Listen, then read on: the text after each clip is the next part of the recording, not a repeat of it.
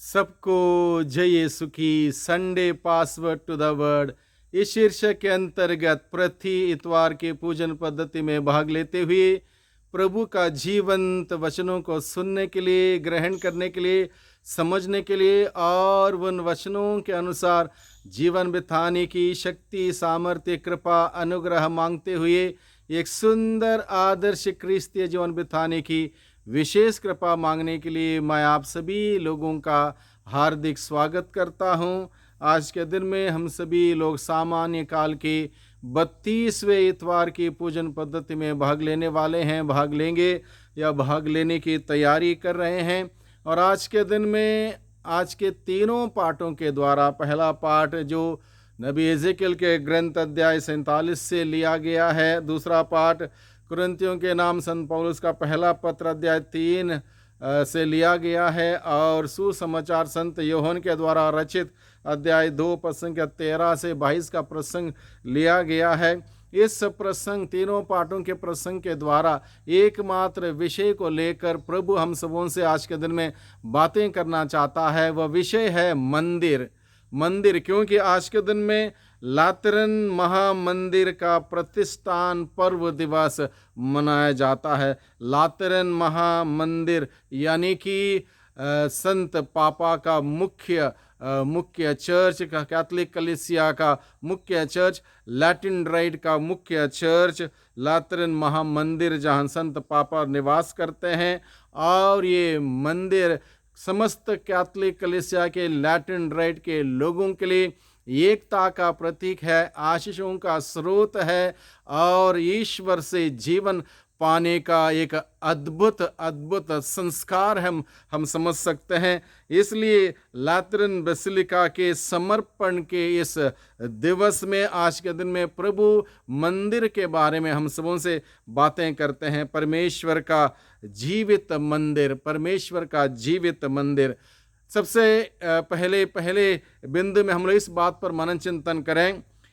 हमें यह याद दिलाता है कि परमेश्वर का सच्चा मंदिर पत्थरों से नहीं बल्कि जीवित हृदयों से बने हैं जो उसके आत्मा से भरे हुए हैं। यानी कि मंदिर केवल एक पत्थर से बना हुआ एक इमारत की ओर इंगित नहीं करता, बल्कि एक जीवित जीवन देने वाला एक हृदय की ओर इंगित करता है, जहाँ आत्मा से भरा हुआ है। तो आज के दिन में जब पहले पाठ में जो हम लोग इस बात पर मनन चिंतन करते हैं, इस बात पर विचार करना उचित होगा, क्या मेरा हृदय परमेश्वर के निवास के योग्य है? अगर मैं एक जीवित मंदिर हूँ तो क्या मेरे हृदय में परमेश्वर निवास करने लायक है या मैं इस योग्य हूँ? इस बात पर हमें मनन चिंतन करना है। और इसी बात पर मनन चिंतन करते हुए अगर वहाँ पर अपवित्रता है, अश्लीलता है, बुराई है, भेदभाव है, गुस्सा है, नफरत है, ईर्ष्या है, अहंकार है, घमंड है, ऐसी सारी बुराइयों को बाहर करते हुए शुद्धिकरण करने के लिए प्रभु का वचन आज के दिन में हमें निमंत्रण देता है। दूसरे बिंदु में हम लोग देखते हैं, मंदिर के देहली पर से बहने वाला जल सबको जीवन देता है। जहाँ कहीं भी वह बहेगा वहाँ जीवन देता है, जो कि आज के पहले पाठ नबी एजेकियल के ग्रंथ से लिया गया है। जैसे कि यहाँ पर लिखा गया, वहाँ मुझे मंदिर के द्वार पर वापस ले आया, वहाँ मैंने देखा कि मंदिर के देहली के नीचे से पूर्व की ओर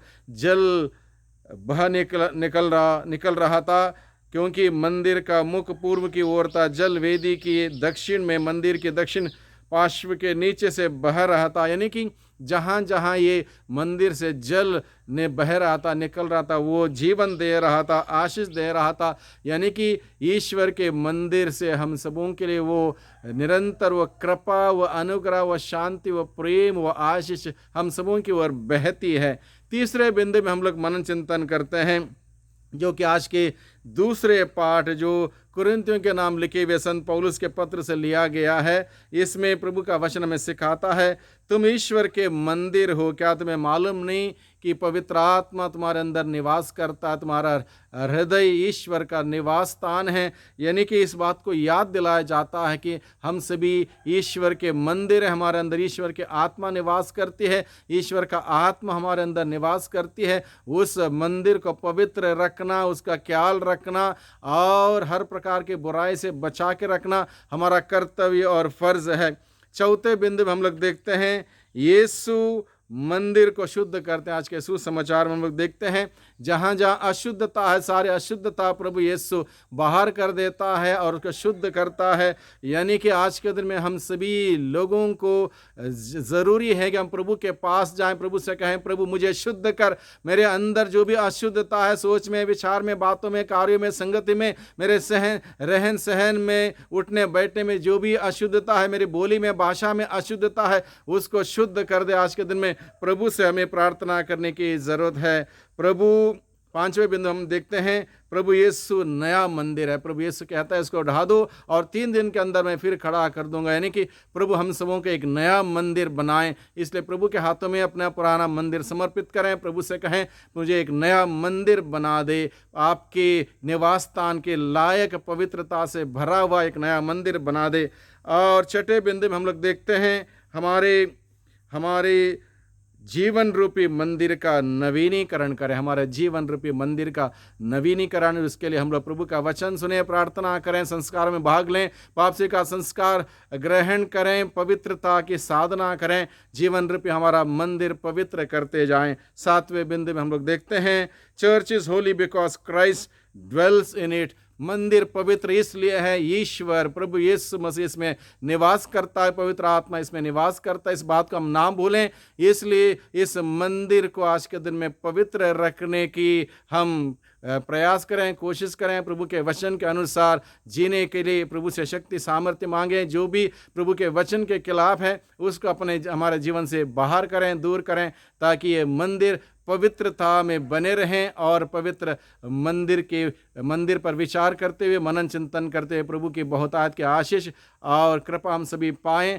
ताकि एक सुंदर एक पवित्र मंदिर के रूप में जीवन बिताते हुए प्रभु को, पवित्र आत्मा का अपने जीवन में हम अनुभव करें। वही प्रभु, वही पवित्र आत्मा हम सबों को निरंतर पवित्रता के उस रास्ते पर आगे ले चलें। सबको धन्यवाद, सबको जय यीशु की।